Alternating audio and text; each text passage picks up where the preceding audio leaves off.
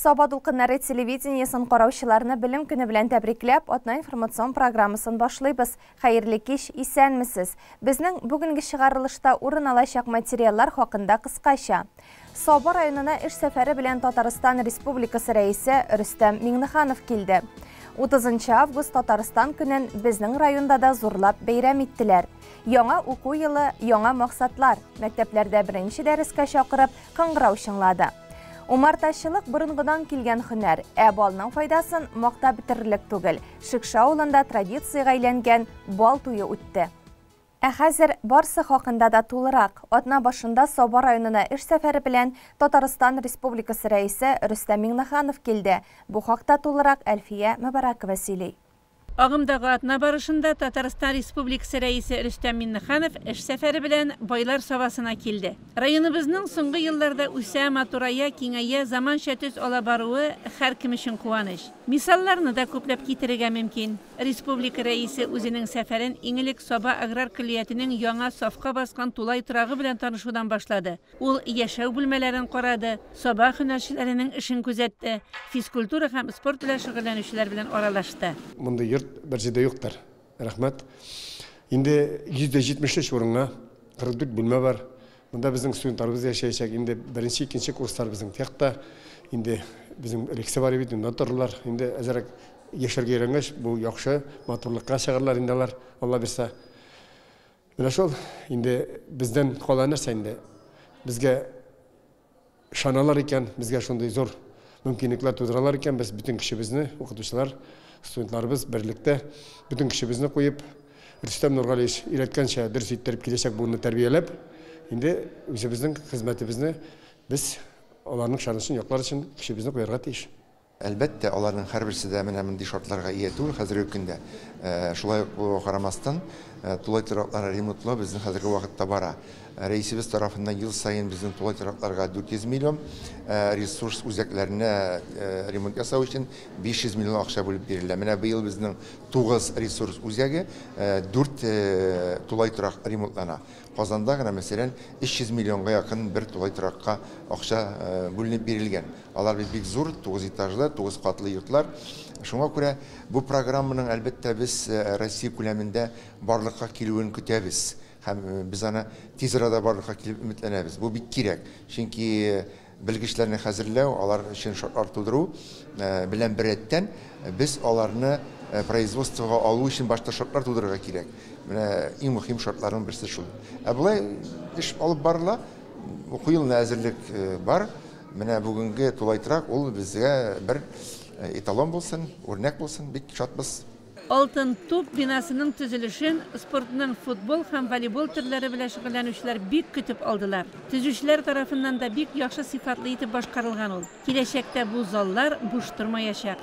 Чөнки яшьләр спортка тартыла, аны үзенең гомерлек юлдашы итә. Республика рәисе һәм төрле министрлыклар вәкилләре Сабаның биологик чистарту корылмасын карадылар. Индустриаль парк биләмәсендәге тимер эшләнмәләрне кайнар сыйныклау заводы белән таныштылар. Соңыннан алар ат спорты комплексында яңа эшләнгән янкырма ачу тантанасында булдылар. Огромное спасибо Газпрому по программе «Газпром детям». Вот вторую очередь, которая здесь уже значит, ведется реконструкция и строительство. Вот. Началось у нас стендовой стрельбы спортинга и манежа, но и дальнейшая судьба, нужно было предманежник и дополнительные, значит, стоило конюшни. Ну и вы видите, такое прекрасное здание. Огромное спасибо. Значит, вот, в Российской Федерации такие программы, которые в действительности для наших будущих детей и дети, которые занимаются спортом, им все условия.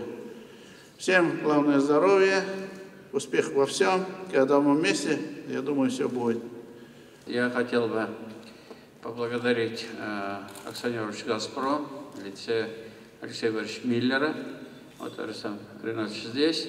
Мы тогда обратились к Алексею Борисовичу, рассказали, вот, какие проекты мы в республике реализуем, хотя У нас очень много совместных проектов с «Газпромом».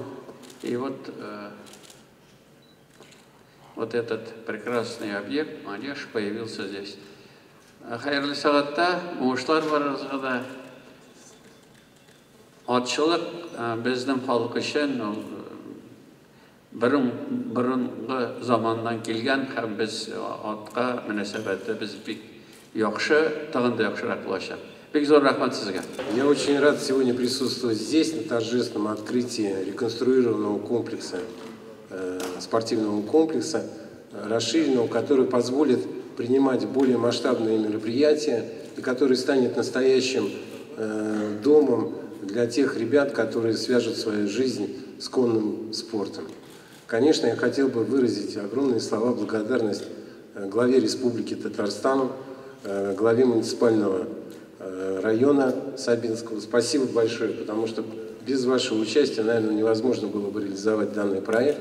Хотел бы сказать слова благодарности строителям, которые в столь короткие сроки могли реализовать данные работы.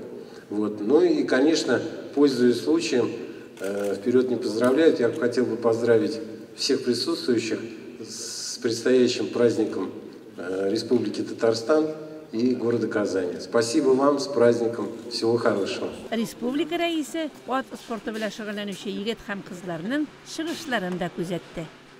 Террорчылыкка каршы көрәш ул бөтен халык эше. Ил буйлап таралган бу афәткә бары тик бергәләп тотынсак кына уңышка ирешә алырбыз. Әлеге мәсьәлә буенча Саба муниципаль районының террорчылыкка каршы көрәш комиссиясында бергәләп сөйләштеләр. Бу атнада Сабан туй спорт һәм күңел ачу комплексында Саба муниципаль районы башлыгы Рәис Миннаханов махсус хәрби операциядә катнашучы районыбыз егетләре белән очрашты. Үзара эшкерсез сөйләшү мол сый-нигъмәтле өстәл янында барды. Егетләр үзләренең тормыш шартлары хакында сөйләделәр. Очрашуда шулай ук район башкарма комитеты җитәкчесе Марат Ишниязов, Саба һәм Теләче районнары буенча хәрби комиссар Фәнис Закиров катнашты.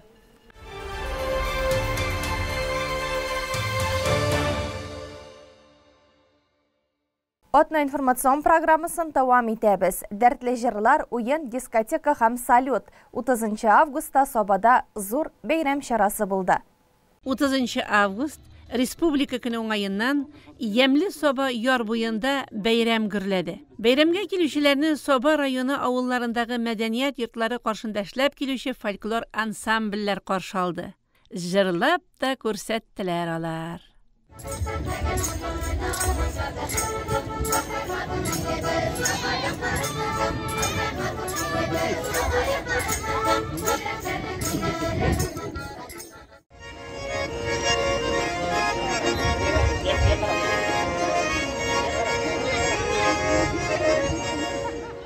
Саба муниципаль районы башкарма комитеты җитәкчесе Марат Ишниязов барлык тамашачыларны бәйрәм белән тәбрикләде. Һәркемгә сәламәтлек, тыныч рәхәт тормыш теләде, илләр имин булсын диде. Шәшәкле Саба конкурсында җиңүчеләргә бүләкләр тапшырылды. Шәхси йорт тирәләрен, предприятие каршыларын, дини оешмаларны, социаль яклау, мәгариф, мәдәният йортлары тирәләрен шау-шәшәккә күмгән оешма җитәкчеләре сәхнәгә күтәрелде. Җәй айларында Байлар Сабасы үзәгендәге гаилә паркында халыкка мәдәният хезмәте күрсәткән коллективлар да сәхнәгә чакырылды. Шәмәрдән, Шикшез, Сатыш, Симет, Нырты, Юлбат, Тимершык авылы үзешчәннәренә зур рәхмәт сүзләрен мәдәният бүлеге җитәкчесе Рөстәм Захидуллин әйтте. Ә соңыннан сәхнәне Казаннан килгән җырлы гаилә Алинә һәм Азат Кәримовлар алды. Халык аларның чыгышларын бик яратып карады. Концерттан соң бию кичәсе булды. Халык салют карап, иләренә таралды.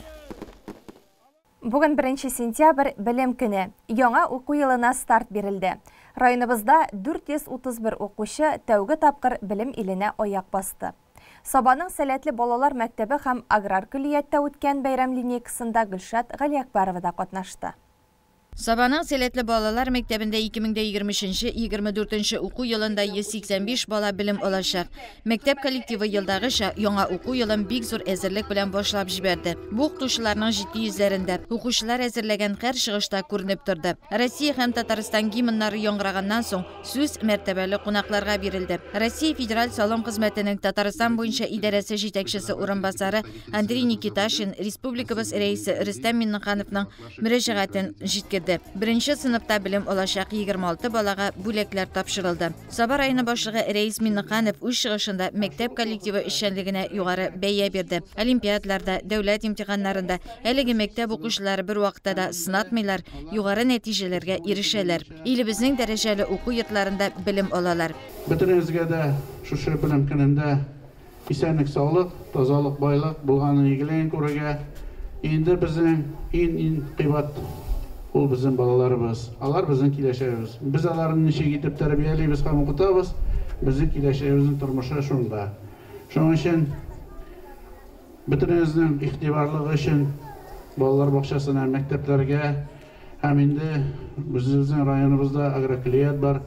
Anda cihazanıda hem indi merapriyatiyalar uzuruda buluştuklarımız için bir zor rahmet. Biz birden bulganda bizim bütünümüz kıyalımız turmuşka aşaşak. Rahmet bütünüzge de. Bayram bilen. Mektep direktörü Niyaz Devletçin yanga oku yılı bilen tebrikledi. Hem bu yılda sınatmazga şakırdı. Seletli Balalar Mektebi'nde bu yıl barlığı 185 bala bilim alacak. Birinci sınıfka bizden 26 okuşu kile. Шығалы sınıfta 9 okuşu. Indi şu birinci adımların zor bilim dünyasına atlaşı birinci sınıf okuşlarına tırışlık, sabırlık, okutucu apalarının, okutucu abilerin sözlerini tınlap, etiyinlerin sözlerini tınlap, zor yigitler, zor kızlar bulup ötüp jütlerini tilep kalam. Bugünkü bayram 1 sentyabr bilim bayrami bilen barlık okutuşlarını, kollegalarımны, etiyenilerini, okuşlarını şen көңілден təbrik etem. Barıgıza da isenlik, sağlık, bu oku yılları barıgıza da oңuşlar getirsin bayram bilen. Yanga oku yılı başlanı etiyeniler işinde big cevaplı mezgil. Boylar sabasında yaşauşu Veliyevlar ailesinin bu yıl 4. balası eligi mektepke 1. sınıfka okırga kile. Eligi ailenin her balası tırış, okuda da beygilerde de sınatmaylar. Mine bugün olağa topşırıp bitinde 1. sentyabr günü 4. balamını okırga alıp keldim. Şuşu mektep bu sağasını alap kırdık 4. tapqır. Üç kızım bu mektepte okuyan bulsa bugün indi 1. klaska ulum keldim. Ulum bilen keldik olağa topşırıp. Nişik деп айтайын енді көп күш топлап келдік енді Аллаға тапшырдық. Әйбеткені оқырбыз деп ышанып қалабыз. Аллаға шүкір, әлхамдулиллах, теге ұлы балаларым дағын енді қызларым дағын сынатмадылар, бек яқшы оқыдылар. Бек зор рахмет шушы мектепке, мұндағы оқытушыларға, алар бек бірдем, бек тату, бек күчлі коллектив. Bilimli kolektiv, yukarı bilimli derecedeki okutuşlar barısı dağın. Ulu kızımına şu mektebini tamamlab, 1. klasını tamamlab, Moskovda okuy, MGU'da, Moskovский государственный университет, 1. kursunu tamamladı indi bu yıl. Hazır 2. kursqa gitti indi. 2. kızım 11. klasta, 3. kızım 5. klasta. Hem oğlum 1. klaska olağa tapşırdık. 1. sınıf okuşları bilen birge 11. sınıf okuşları da iktibar üzerinde buldu. Alar mektep bu sağasını atlap kirgen birinçilerge tradisiya boyunca tilekler yazılgan qağaz samolyotçıklar tapşırdı. Ben de bu yılına 11. klaska keldim. 1. sınıfqa ham bu dürüsten de bek javaplı yıl. Çünkü soңғы yılыбыз indi егай бересimiz бар. Ham dürüsten de men şunu aytasım kele bu yılına bizim mektepning türlü яңалыклары бар. Çünkü dürüsten de көре аласыз plakatlar ilinip тұра. Ham гомумән алдағы yıl bek кызыклы булыр деп ойлойм. Ham bayram bilen sizni. Яңа oku yılı başlanуын bildirip klasslarga şakırıp qыңгырау шыңлады. Hayırlı сәгатте. Sabah Agrar Külliyeti'de bugün studentlarına bayram lineykasına jidi. Бирде техник механик, бухгалтер, экономист, түзүчү, повар, автомеханик, программалаштыруу билгичиликтери боюнча 293 студент агымдагы окуу жылында билим алышат. Биринчи курска 115 студент кабыл этилген. Кылият коллективин студентларына Россия Федераль салым кызмәтенең Татарстан буенча идарәсе җитәкчесе урынбасары Андрей Никиташин тәбрикләде. Сабар айны башлыгы Рәис Миннеханов студентларны билим бәйрәме белән котлады. Һәр вакыт уңышлар юлдаш булуын теләде. Шул ук вакытта кишилек сыйфатларын югалтмаска чакырды. Кылият директоры Закиржан Бикмөхәммәтов котлау сүзләре белән бергә яңа тулай тораклы булуларына рәхмәт сүзләрен дә җиткерде. Гомумән кылияттә билим алу өчен барлык шартлар да булдырылган. Уку, хезмәт тәрбиясе белән бергә патриотик тәрбия дә алгы планга куелган. Сабак һәм Теләш районнары буенча хәрби комиссар Фәнис Закиров кылият директоры Закиржан Бикмөхәммәтовка Татарстан Республикасы хәрби комиссары Сергей Погодинның рәхмәт хатын тапшырды. Хуҗалык җитәкчеләре авыл хуҗалыгы эшләрендә булышкан студентларны бүләкләде. Яңа уку елы хәерле сәгатьтә башлансын. Һәр уку елы башланыр алдыннан укытучылар традицион август киңәшмәсенә җыела. Аның барышында узган уку елына нәтиҗә ясала, яңасына максатлар куела. Диләрә Җаббарова сюжеты. Мәктәп чоры. Һәркемнең хәтерендә матур бер җир булып кала торган еллар. Шушы вакытларның укучылар өчен ни дәрәҗәдә файдалы һәм кирәкле булуы мөгаллимнәр кулында. Районыбызда алар тырыш, эзләнүчән. Районның мәдәният йорты каршында оештырылган бай эчтәлекле күргәзмә дә шуны раслый. Ул быел милли мәдәниятләр һәм гореф-гадәтләр елы уңаеннан төрле халыкларның тормышын чагылдырды.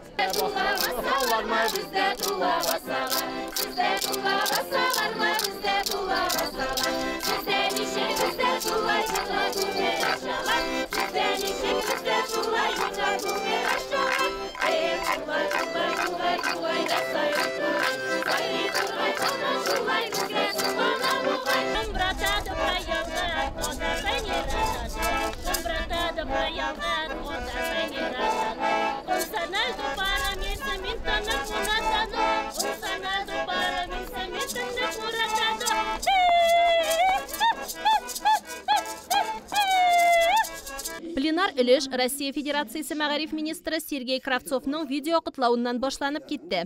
Киңәшмәне район башкарма комитеты җитәкчесе урынбасары Марат Рәшит улы Кәримов алып барды.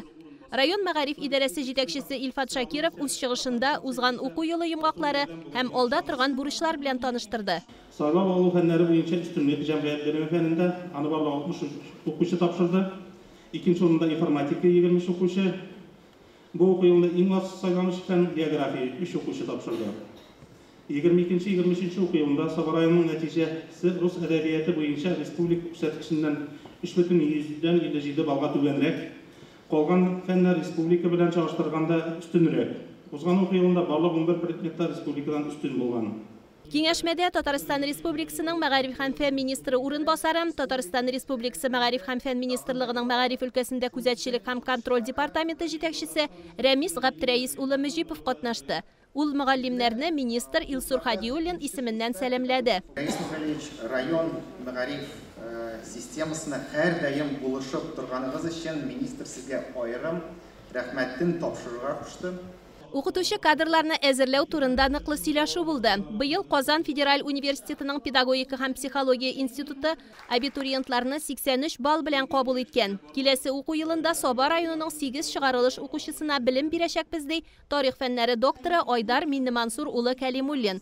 Әлеге институт директоры районыбыздан килеп белем алучыларны уку һәм тәрбия буенча уңай яктан гына телгә алды. И очень радостно, что вновь среди наших первокурсников будут выпускники школ вашего района. Вообще вот только в нашем институте, Ильфат Владимирович назвал общую цифру, только в нашем институте психологии и образования обучается 19. А это начальное образование, дошкольное, логопедия, психология. Это очень много. Нет равных среди муниципальных районов республики. Киңәшмәдә катнашкан район башлыгы мәгариф хезмәткәрләренә рәхмәт сүзләрен җиткерде һәм яңа уку елында уңышлар теләде. Рәис Нургали улы шулай ук арендалы йортларда торучы педагогларга республика күләмендә субсидия бирү мәсьәләсен күтәрергә кирәклеге хакында әйтте. Яңа елда яңа уңышлар сезгә, яңа уку елында.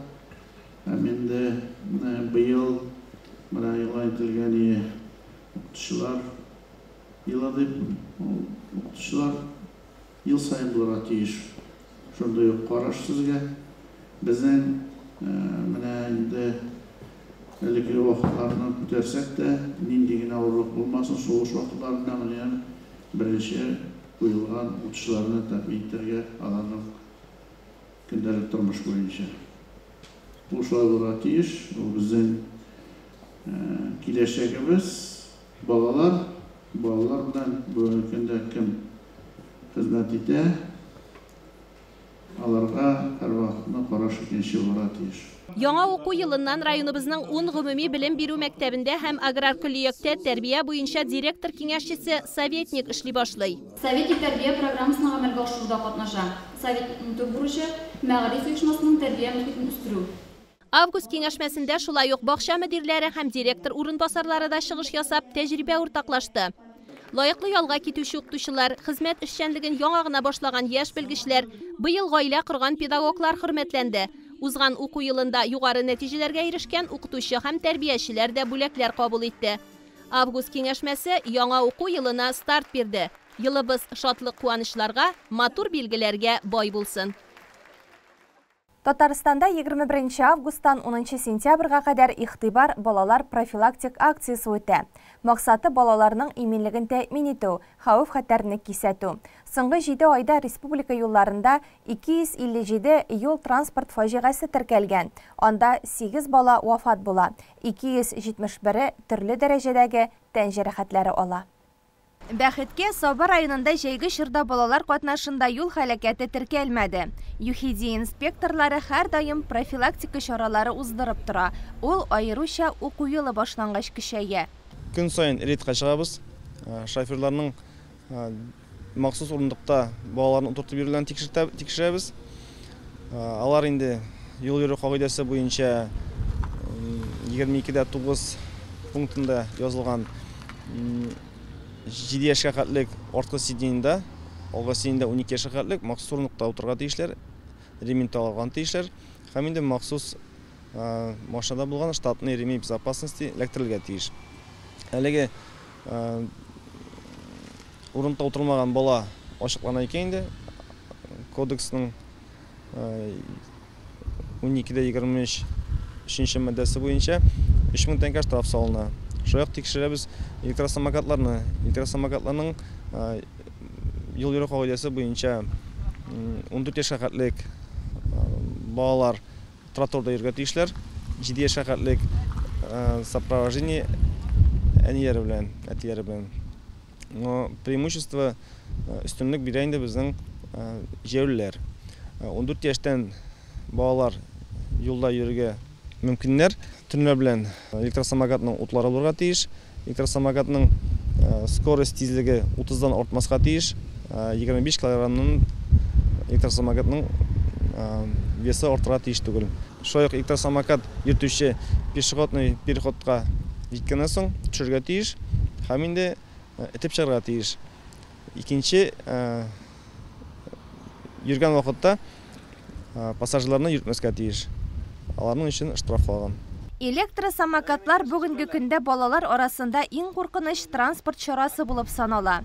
Аларның иң актив вакыты да кичке якта. Соңгы 3 айда инспекторлар кагыйдә бузган 7 электросамокатлы баланы туктата. 16 яшы тулган 2 кешегә административ беркетмә төзелә. Калганнарына тукта, синең тормыш куркыныч астында дигән карточка төзелеп, мәгариф учреждениеләренә озатыла. Аларның әти-әниләренә 100 сумнан 500 сумга кадәр штраф каралган.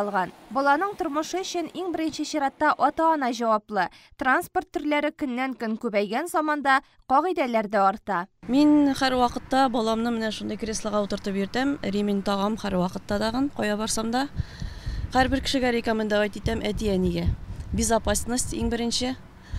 Любой вакытта, любой ситуациядә баланы алып кала торган әйбер. Хәзер аның штрафлары да бар инде, штрафта түлисе килми, ансы да гомумән кирәкле әйбер. Шуңа креслоны үзем бик яратам. Бер дә калдырганым юк, балаңны гел шунда йөртәм. Куркынычсызлыкны тәэмин итү максатыннан 24 августтан 3 сентябрьгә кадәр автобус операциясе да үтә. Инспекторлар яшен оешмасының балалар һәм башка пассажирларны йөртүче автобусларын тикшерде. Аларның инде тахуров төзеклеген, рулевой төзеклеген, аптечкасы бармы, айн түшейтел, тахографы төзекме, документлары түзүкме, техасмы тургузганмы, шуларны текшерилди инде. Шулай ук инде операция негизинде юлларга чыгып, шоферларның ойыкмы, правасы бармы, водитель шофер киши ремень такканмы, һәм инде пассажирларга ремень тактырганнармы, шуларны текшерилә инде. Агымдагы елның 7 айында Татарстанда шоферларның юл йөрү кагыйдәсен бузуы нәтиҗәсендә 59 һәлакәт теркәлә. Анда 73 кеше зыян күрә. Без туктаткан автобуста да кагыйдә бузучылар ачыкланды. Пассажирларның күпчелеге шул исәптән салондагы бер бала да куркынычсызлык кайышын ләктермәгән. Юлда хәрәкәт мәңгелек, кеше гомере бер генә. Кагыйдәләрне саклау шул гомерне саклап кала.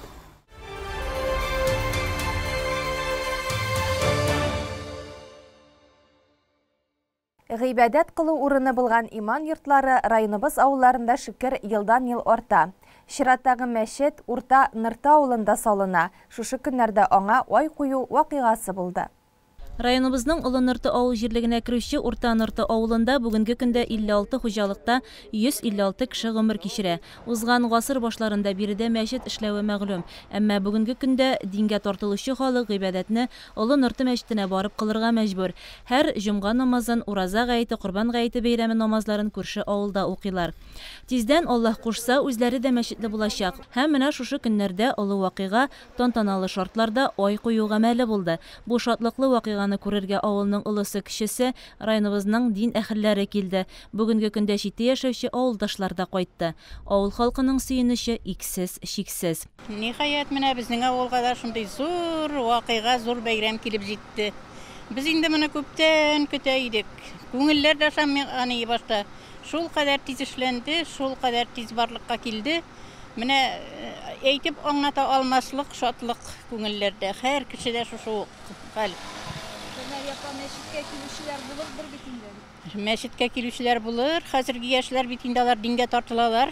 Мәчеткә килүчеләр булыр дип уйлыйм. Менә безнең бүген атеизм белән үскән бүген бит инде. Безне диннән читләштерделәр. Хәзерге бүген ул дингә тартылып тора. Менә авылыбызда шундый семьялар бар. Дингә яшь килеш диндә инде. 5-нче класстан алып ураза тотучы малайлар, кызлар бар. Димәк, бар әле авылның киләчәге. Бу мәчетнең ишекләре ябык тормас дип уйлыйм мин. Иганәчеләргә дә бик зур рәхмәт. Шундый зур суммада иганә кертеп, авылыбызга шундый зур мәчетне төзетеп биргәннәр өчен дип әйтәсем килә. Чыннан да бу заманда һәр кемгә дә кирәк инде ул. Кирәк булса да менә авылның шушы авылдан чыгып башка районнарда эшләүче кешеләр дә онытмаганнар икән. Рәхмәт аларга.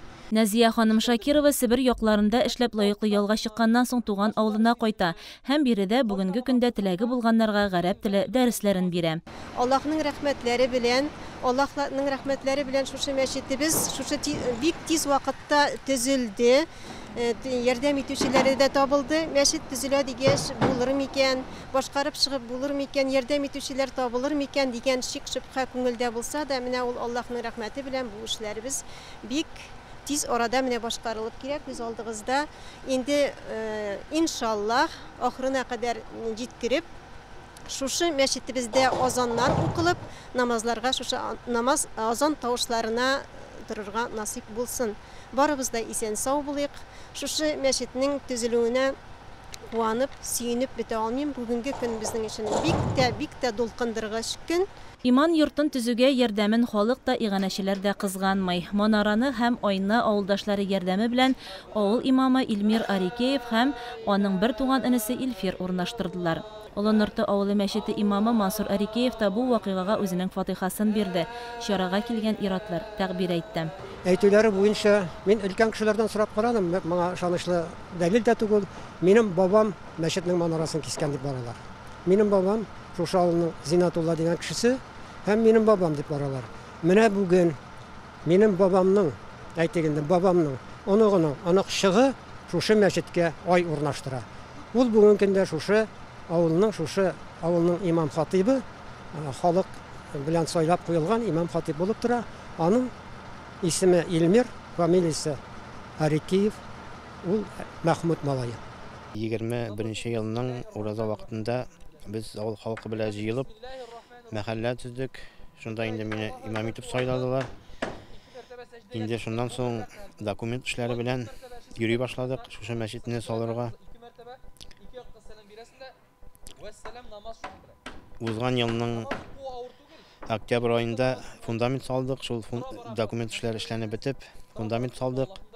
Инде быел стенасын күтәреп, түбәсен ябарга кирештек. Һәм инде менә бүгенге көндә манара һәм ай куелды. Инде мәрхәмәтле кешеләрнең ярдәме белән инде акчалар да җыелды. Шушы мәчетне эшләп чыгарга җитәргә тиеш дип уйлыйм инде.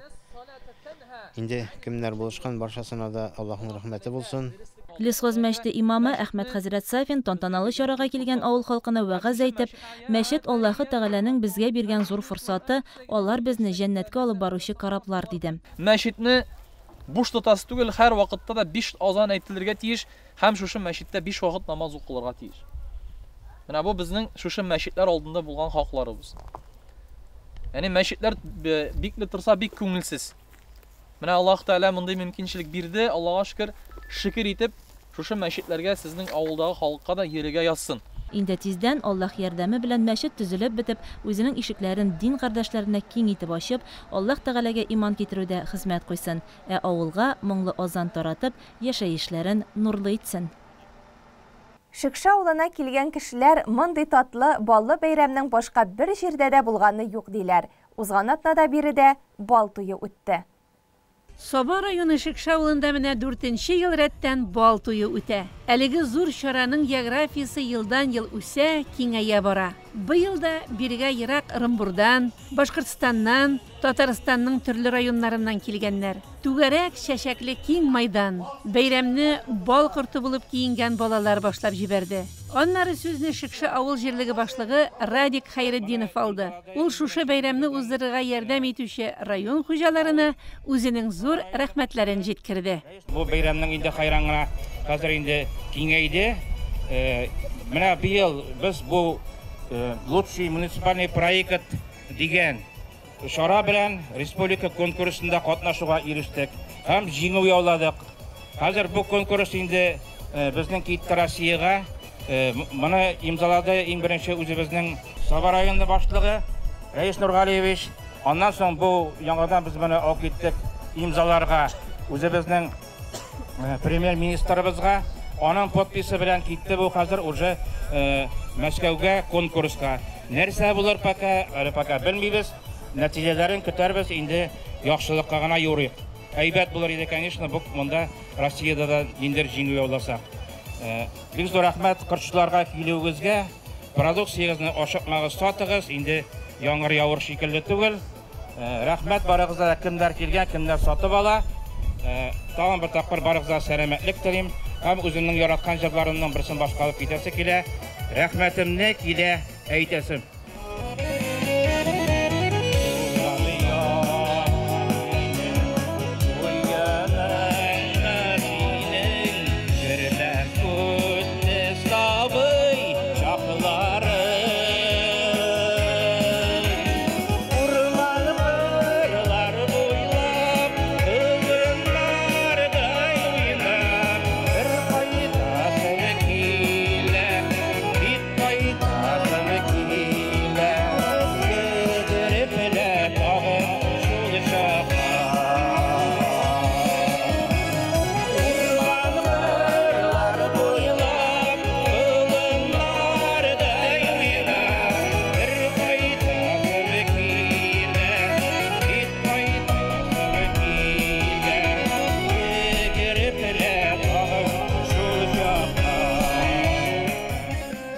Авыл җирлеге башлыгы җырлавы ук майданга килүчеләрнең күңеленә хуш килде.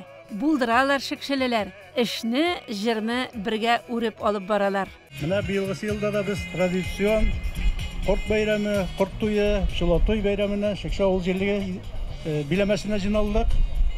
Һәм инде шуннан да бу безнең чара елдан-ел күбрәк киңәя дип әйтергә кирәк.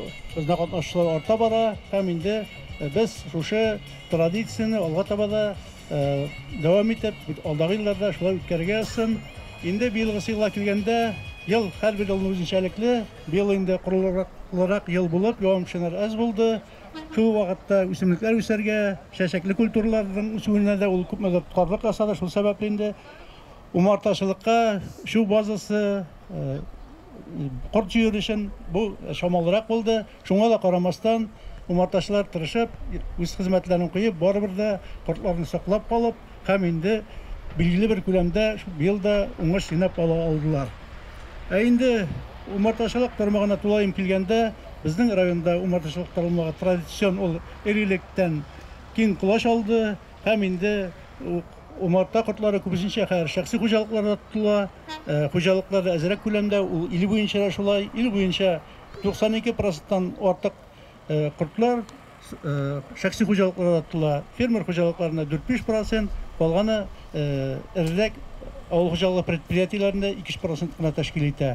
Һәм инде җыелган бал күләме буенча да безнең Татарстанда шулай ук безнең менә бу төньяк районнарда, Мамадыш, Саба районнарында кортчылык киң ала. Бездә инде рус, среднерусский, паралы татарский популяция дип әйтәбез. Шушы кортлар күбрәк таралган иде. Әмма ләкин инде соңгы елларда күпмедер читтән килгән кортлар, чит илдән кергән кортлар исә менә безнең менә үзебезнең шушы табигатькә яраклашкан бал кортлар, алар күпмедер үзгәрә дә бара. Әмма ләкин безнең нарты хуҗалыгы, нәсел хуҗалыгы буларак ул инде кортларны саклау өстендә эш алып бара. Гафур Хасаншин быел күчмә кубокны умарта аяларын төрле урыннарга күчереп йөртеп, күп бал алучы Данил Яруллинга тапшырды. Минем ирем Яруллин Данил умартачылык белән шөгыльләнә инде күп еллар шөгыльләнә, 20 еллап. Быел менә бал бәйрәменә килдек. Алар балны. Башка елларны килгәнегез бар идеме? Әйе, без ел сайын киләбез. Балны бик яратып алалар. Ландыш белән сөйләшеп торган арада Яруллиннарның сату өстәле янына халык мәш килеп җыелды. Нырты балы диеп сорап чиратка бастылар. Сату рәтләрендә бал сатучылар һәм сатып алучылар гөр килде. Пчеловодством я занимаюсь с самого раннего детства. У меня бабушка потомственная пчеловод. Вышла замуж, муж оказался тоже пчеловодом. И так вот совместно мы создали такой вот бизнес. Так я работаю в детском саду воспитателем, но свой отпуск провожу на пасеке. Мне помогает моя семья, мои дети, мой муж, хотя у мужа аллергия на укус пчел. Но он старается вместе с детьми, в основном всю тяжелую работу ложится на его плечи. Мы приезжали первый раз 3 года тому назад. Просто наш друг, мы в Белебее на ярмарке познакомились, и он нам сказал, что на следующий год мы вас приглашаем на нашу ярмарку, которая будет проходить в Шикшах. И 3 года тому назад, когда мы приехали, нас радушно приняли. Во-первых, добирались очень долго, 6 часов пути. Нас приняли радушно, встретили. Мы заняли призовые места по оборудованию торговой точки. Нам подарили денежный приз, сюрпризы, которые нам до сих пор вот сопутствуют, и мы их бережем. И из ярмарки возим вот эти вот наши сувенирчики, которые, я как считаю, приносят нам удачу, как наши талисманчики. Кем белән генә сөйләшсәң дә, бу бәйрәмнең бик тә кирәкле, файдалы булуы хакында әйтәләр. Гомерле булсын диләр. Без Шикшигә килеп үзебезнең эшебезне, хезмәтебезне күрсәтәбез. Бал сатабыз, тәҗрибә уртаклашабыз диләр умартачылар. Арча районы Түбән Аты авылыннан Айрат Мөхәрләмов әти бабасы юлыннан 5 яшеннән бирле умарта карый икән. Без монда 3нче ел киләбез. Аллаһка шөкер, инде баллар калмады, сатылып бетте. Бик теләп киләләр кеше дәгән, үзебез дәгән бик яхшы. Бал белән инде 5 яшьтәндер инде умарталыкта. 5 яшьтән. Кимсене йөзә бал белән шөгыльләнә?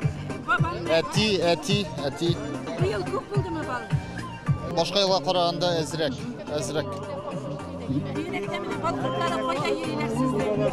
Безнең шул Арча районында күчмә кортлар бар, инде күчереп йөртәбез.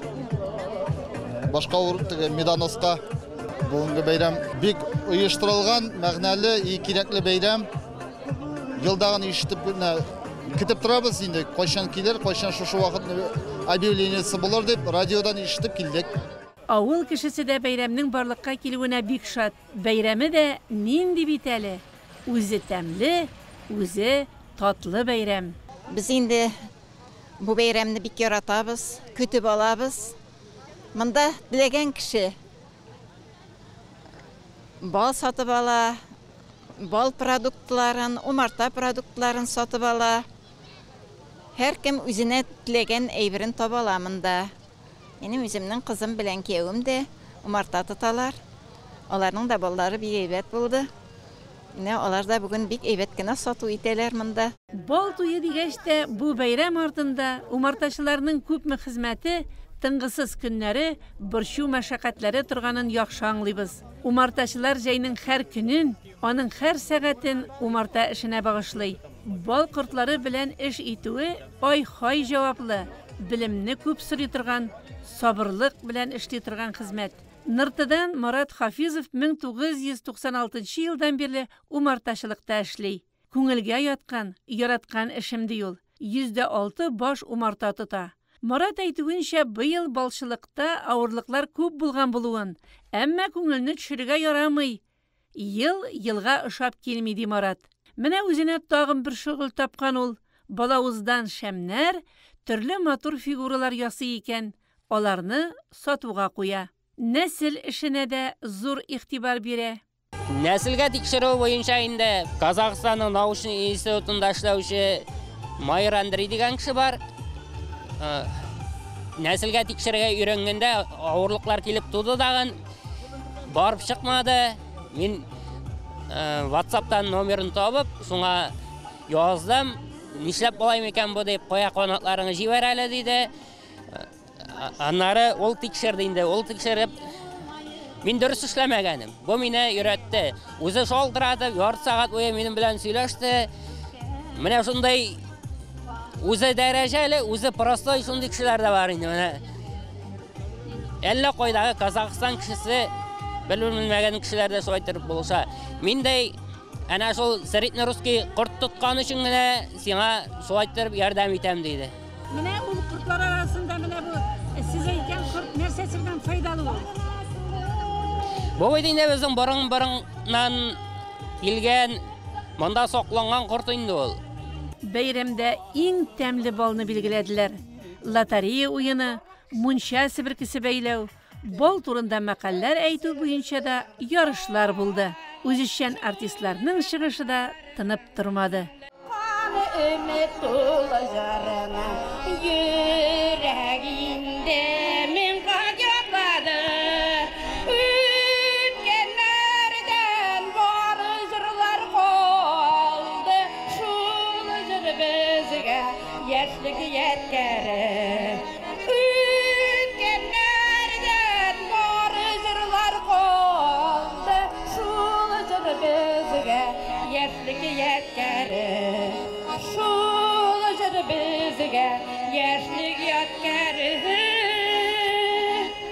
Шикшедә бал туе үтте.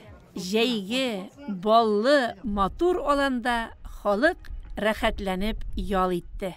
Тарих яңарып торса да, үткәннәр онытылмый. Бөек Ватан сугышы елларында йөзләгән райондашыбызның изе, жан авазы калган Суслангер җиренә якташларыбыз елда барып, дуга кылып кайта. Эшмәкәр Рифкат Шафиков инде 7нче ел шушы җирдә курбан ашы уздыра. Чираттагы материал Теләче һәм Саба районы халкы булган сәфәр хакында. Ике район халкы ерак юлга тукталышлар ясап, бер-берсе белән танышып, Суслангер җирендә булган бабаларының, туганнарының тарихын сөйләп барды. Мари урманнары эшенә ул елларның бик күп сире яшеренгән. Хәрби лагерь булган җирләр белән танышу, зиярат кылудан башланып китте. Бирегә авырып, ачлыктан хәлсезләнеп үлгән 266 солдат җирләнгән. Тарихчылар бу саннар тагын да күбрәк булырга мөмкин дигән фикердә. Вафат булганнарның исемнәре язылган мәрмәр такта җиңүнең 75 еллыгына дәүләт программасы буенча яңартыла. Җирлек башлыгы Сергей Кудряшов бу урыннар һәр даим безнең күзәтүдә ди. أعوذ بالله من الشيطان الرجيم بسم الله الرحمن الرحيم الحمد لله رب العالمين الرحمن الرحيم Суслангер авылы Казан Ешкарала тимир юлы төзелә башлагач 1927 елда барлыкка килә. 4 вагонлы паровозның урман эченнән дә узуы мәгълүм. Сугыш башланганчы Көмешкүл янында хәрби полигон булган. 1941 елның августында хәрби өйрәнүләр лагере барлыкка килгәч, бик күп солдатлар шул исәптән бөгелмәдә формалашкан 31 номерлы запас полкта нәкъ менә бирегә китерелә. Ләкин бу җирләр аның кадәр хәрбине кабул итәргә әзер булмый. А в 41-м зима наступила очень рано. То есть они... Холодные зимы. Да, холодные, голодные. И продовольственный склад ставить, вот даже уже посмотришь по приказам и вообще поэтому. Продовольственный склад в результате пришлось перенести в поселок Суслонгер. То есть здесь продовольственного склада не было как такового, потому что не было подготовлено ни землянок. То есть они рыли землянки для себя вначале. Вот. Особенно 41 и 42. Потом в 42-м продовольственный склад сюда привезли. В 42-м уже построили баню. Вот здесь уже было. А вот с 41 по 42 это было самое-самое тяжелое время. Да, они очень сильно голодали. И офицеры, конечно, жили в поселке. Это на Заводской улице. Там. И в бараках были на Железнодорожной улице. Они жили там. А вот в 43-м здесь уже были построены казармы для офицеров.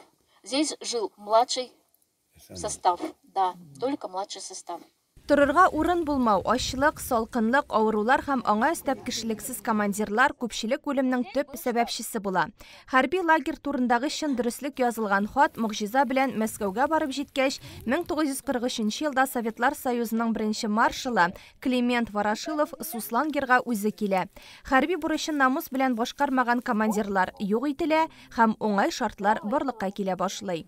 Benim әтейімінде соғыс башлағаны соғыс вақытынан бірінші күннен болғанымда Суслангерде ана өзі сөйлеген егі ем, әне сөйлеген бойынша ғана білем. Әне мұнда әтейінің абысының қызы Базия апай білен аларға бізі кетіргенler шалға кіргенде алабында бермегенler мұнда нелер шал солдатлары НКВД солдатлары талап болғанlar. Мұна әтей мұнда ұхат болмады, соғысқа ілекті.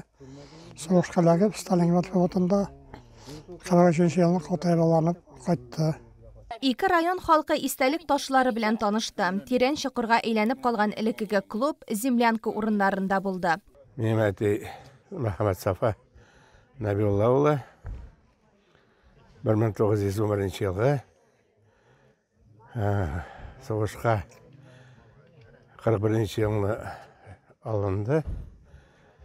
Августның 22-сінде мұнда болған енді Суслангерде.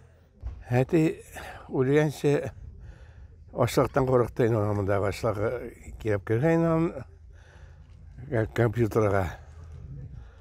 Сіздің Алла сақласын ашлықны көре yazmasın деп әтрағын енді. Коръән ашын уздыручы Шафиковлар гаиләсе тарихында да Суслангер тирән эз калдырган урын. Рифкат абиның тормыш иптәше Гөлнур апаның әтисе Рауил Зарипов та була биредә. Без 10 бала үстек. Иң олысы мин булдым. Алланың бергәненә хисапсыз шөкер, ач булмадык, ялангач булмадык. Әти 90-га җитте, шушында Суслангерда ничек итеп тилмергәннәрен сөйләде. Ни эшләп тыңлап утырмадык икән дип ахвах килеп йөрим инде. Сөйләри. Мин 4-нче класска Кибәшегә авылга төштем, иске заводта торалар идек. Хәзер шул әбинең бабае үлде дә, әби янында тордым мен. Шуңа күрә бөтенесен белеп тә битермим. Минем бабам әни ягыннан Тимиргали углы Габделгалим 41 елны соғышқа алынып, шушы Суслангер лагерына хезмәткә эләгәнде. Инде монда солдатларның ачлык галәмәтен бүген без монда гидның сөйләвеннән бик күп нәрсәләр аңладык, ишеттек. Моны әни әбиләр безгә сөйләгән иде тоже. 43 елны Ворошилов килеп монда тәртип салганнан соң солдатларны күбесен аяктагыларны соғышка озаталар, инде хәлсезләрен өйгә ялга кайтаралар. Мен бабай 14 көнлек ялга кайта, ол қайтқанда ашлықтан шулға шешінген бұла. Мұның итігін салдырырға тырышалар, ол салдыртмай итігін, ол қазынанықы, мен аңар жауап бересім бар, мен ол итігіні кестірмен деп салдырмай сол кейі. 14 күн ял еткеш, енді бабай кері соғышқа кетерге уақыт жейді, аларны полығын кері жиялар көресің. Аны Қойынсар вокзалына мінгіріп, вагонға насылкы білен салып соғышқа кіртіп жібері. Сол кейі бабай Смоленский өлкәсін әлігі, Смоленскийда ярты ел соғышқаннан соң батырлаша қалақ болды деген хабары келе. Бабайның соңы хатында шиғри юллар бар. Қойыш баулы темір мылтық бірді түшмек қолымнан, құяш байығаш, ой қалыққаш, біз қайтабыз ойыннан деп, нашындай хатирелер. Һәр ел бирегә атасы, бабасы, туганы Суслангер җирендә булган яңа кешеләр килә. Һәм элек якыннарына бу җир хакында күбрәк сөйләтмәгән, сөйләгәндә аларны тыңламаган өчен үкенү хисләрен кичерәләр. Мари урманында безнең яклардан күпме солдатның өйрәнүләр узганы да төгәл билгеле түгел. Әтиемнең әтисе, бабам Заһидулла улы булган.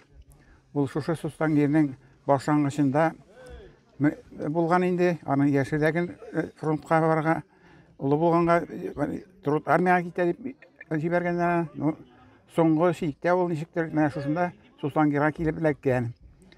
Мин бабай белән аралашырга туры килмә, бабай фронтка китә алмаган.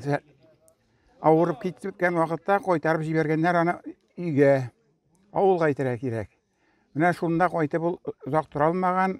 Ашқазана ортып, тағын енді шейлер бар дүнияда көбісі әләгіп шушыннан дүния қойған. Менә сіз бүгін Суслангерда булдыгыз, нинди хисләр кичердегез? Мен бұны кішілер шулай Суслангерге группа белән барганнар, экскурсияга дигән ишеткәченнән, мен әйтәм, белсәм, мин дә гелен итәдер, уфтанып куядыр. Инде бу юлы менә военкомат безнең сайтка куйды дагын. Кичке сәгать 4-тә генә мин как раз күреп алдым да. Иптәш Садик пожалтыраткан идем. Пожалуйста, урын бар, сәгать 7 артага мәчет каршына төшәсең дә, утырып китәсең диде. Дөрестән дә шулай булды. Монда мин бик зур нәрсәләр тулкынланып кичердем әйтергә кирәкме. Күп сөйләгән иптәшләрнең чыгышларыннан, аннан соң документаль китерелгән мәсьәләләр, бу документаль хатлар, фактически кеше кулына язылган хатлар укылдымы? Булар бик тетрәндерә торган минутлар бар бу хатларны укыганда, тыңлаганда. Короче, мин бүгенге сөкендә үземнең үткән алдыма куйган бурычны үтәдем. Шушы җирләрне үз күзләрем белән күрдем. Аларның кичергән авырлыкларын яңадан да, кем әйткәндәй, күп дәлилләр белән раслап сөйләделәр дә. Иң авыр вакытларда, гомерләренең соңгы минутында да солдатлар туган якларны, якыннарын сагынып искә алгандыр. Без дә бу җирне белергә, аны буыннан буынга тапшырырга бурычлы.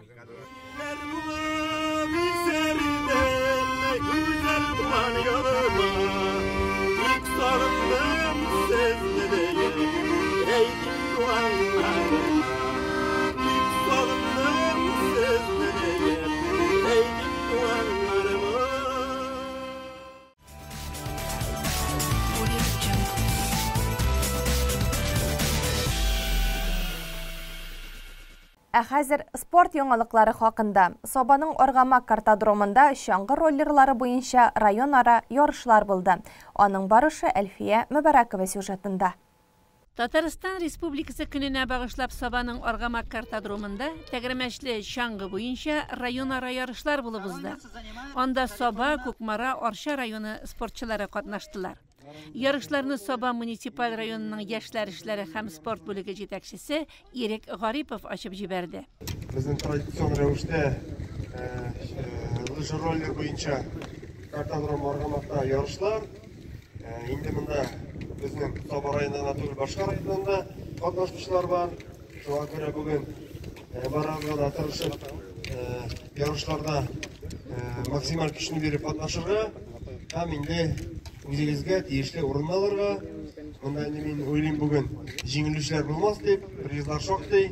Шуңа күрә матур итеп, имәнмичә барлык көчне биреп, шушы трассада иң яхшы вакытларны күрсәтергә теләлим.